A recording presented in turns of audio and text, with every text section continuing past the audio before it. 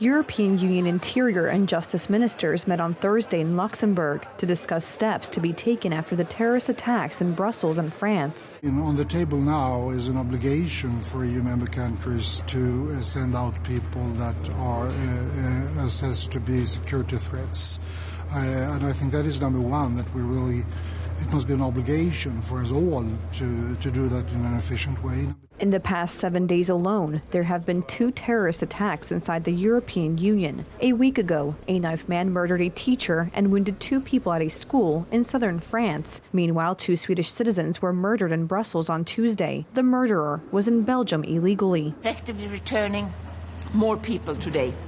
But still more needs to be done. And specifically for me, it's important that those individuals that could be a security threat to our citizens, to our union, has to be returned forcefully, immediately. During the meeting, the topic of the Migration Pact was taken up, which, among other things, talks about forced solidarity on the issue of relocating illegal migrants.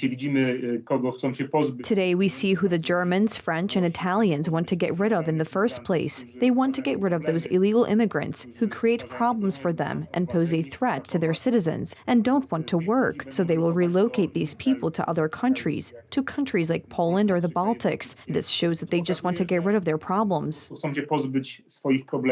The number of migrants per country will be calculated using a special formula that depends on population and GDP. Poland should accept about 2,000 people. The country will have to pay a fee for each pending application.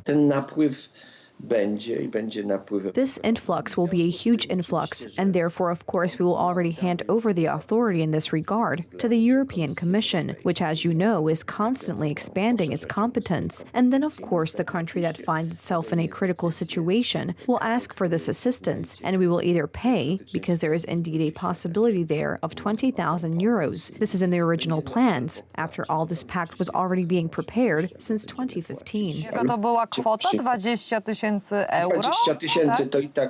Italy reintroduces border controls with Slovenia starting tomorrow due to increased risk of terrorist attacks in Europe. The suspension of the Schengen Treaty on free movement in Europe was necessary due to the deterioration of the situation in the Middle East, the increase in migration flows on the Balkan route, and above all, for reasons of national security. I take full responsibility for this. We have discussed this with our Slovenian colleagues, with whom we have renewed full cooperation.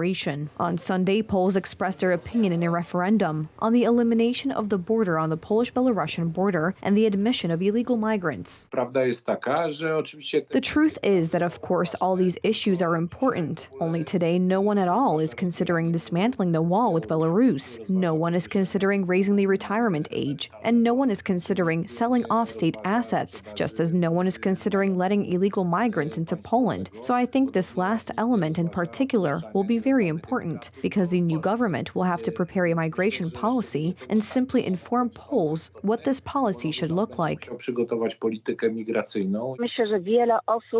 I think a lot of people are trying to assess the current situation today, but the consequences of this decision that is being made in the European Union will result in consequences for decades, those written out, with truly catastrophic results. It can't be that someone irresponsibly writes the future of a country by signing an immigration asylum pact with a light hand.